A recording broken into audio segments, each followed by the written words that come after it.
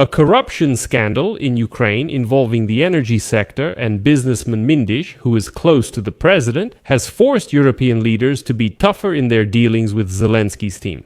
Now, the European Union is seeking assurances from Ukraine on how future financial support will be used after a large-scale investigation exposed a $100 million corruption scheme. Some European leaders are literally demanding guarantees from Zelensky that future aid will not end up in the pockets of corrupt officials. And some, like Viktor Orban, have found a perfect reason to claim that Zelensky is supposedly being controlled by some kind of mafia. The Chancellor of Germany, Friedrich Merz, who just announced record aid for Ukraine in 2026, has directly urged Zelensky to tackle corruption more effectively. The International Monetary Fund dryly stated that anti-corruption reform must continue, but Washington has not reacted to the scandal. And all this is happening at a time when the European Commission is discussing a mechanism for transferring 140 billion euros of frozen Russian assets to Ukraine.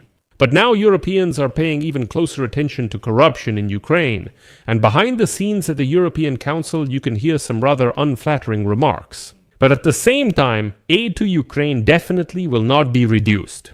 Although Europeans are left wondering if this scandal is the reason why, this summer President Zelensky's office was actively trying to pressure the National Anti-Corruption Bureau and the Specialized Anti-Corruption Prosecutor's Office so that the case would simply not be made public. My name is Alexei Pecci. Let's discuss this topic together, but before we start, I ask you to subscribe to this channel, like this episode, and write any detailed comment under this video. Also subscribe to my Telegram channel, Pecci News. The link is in the description of this video. There we publish breaking news as it comes in. If you want to support the work of this YouTube channel, you can do so financially with any donation or a paid sponsorship subscription using the links and details provided. In the description of this video it says support the channel Alexei Pecci. Choose any format that is convenient for you. I will be grateful for any support. So, those who work with European politicians and diplomats today, for example in Brussels, know that the corruption scandal in Ukraine has divided European partners. Now, Europeans are seeking assurances from Ukraine regarding the use of future financial support. After a large-scale investigation exposed a $100 million corruption scheme related to the energy sector, Ukrainian anti-corruption agencies reported. They reported this week that some close associates of President Volodymyr Zelensky of Ukraine were involved in this scheme. What made Zelensky impose sanctions against his former business partner Timur Mindic and suspend several high-ranking ministers? I won't go into the details of this scandal because if you're watching this episode, you're already aware of what's going on.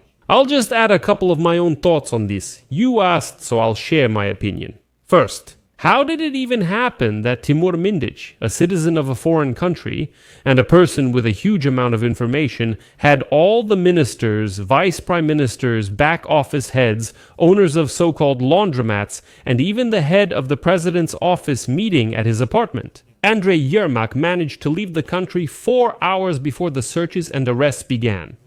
Okay. The border guard stated that Mindic was allowed to cross the border legally, as he is the father of 3 underage children and therefore has the right to leave Ukraine. Later, it turned out that Mindic was actually allowed to leave using his Israeli passport, and he left the country legally with it.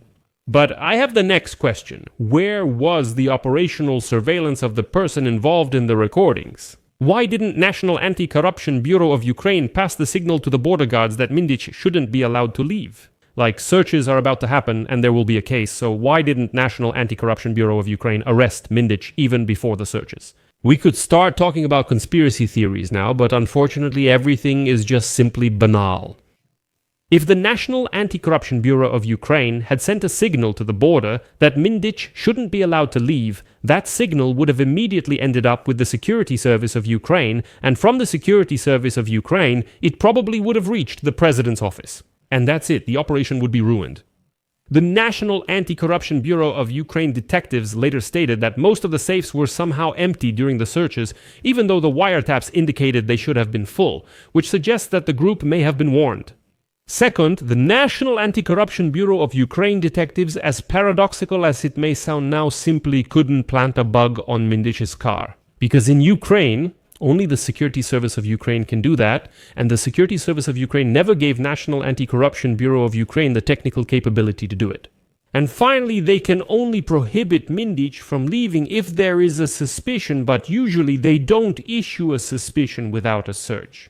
That's why, in my opinion, the reasons for Bankova's behavior towards National Anti-Corruption Bureau of Ukraine and Specialized Anti-Corruption Prosecutor's Office this summer are obvious. The National Anti-Corruption Bureau of Ukraine and Specialized Anti-Corruption Prosecutor's Office MIDOS operation, which has already named 8 suspects, including the president's friend Timur Mindich and godfather, former minister and Naftogaz head Oleksiy Chernyshov, has revealed too much.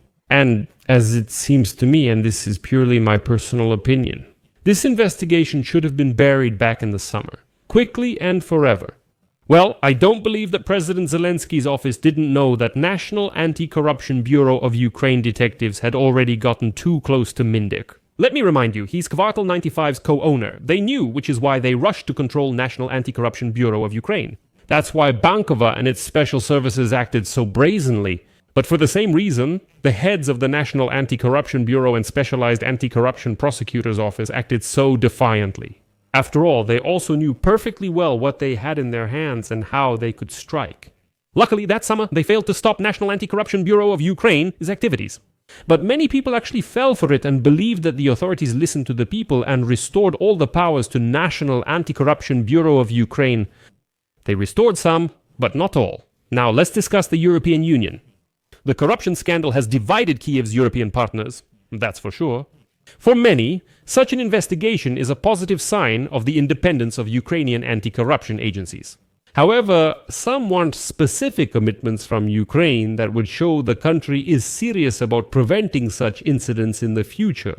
The situation here is terrible. This scandal has led to the European Commission being forced to reconsider its approach to allocating funds specifically to Ukraine's energy sector. Although there is a positive side here as well, because Ukraine will be forced to ensure greater transparency in the use of funds.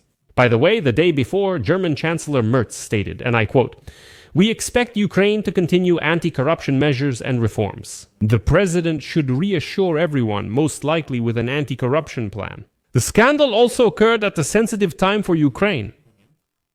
Next year, Ukraine risks facing a budget crisis of 41 billion euros. And the European Union countries still cannot reach an agreement on a 140 billion euro loan for Ukraine using frozen Russian assets. And on Wednesday, November 12, Zelensky stated, quote, "There must be maximum transparency in all processes in the energy sector," adding that he supports every investigation conducted by law enforcement and anti-corruption agencies.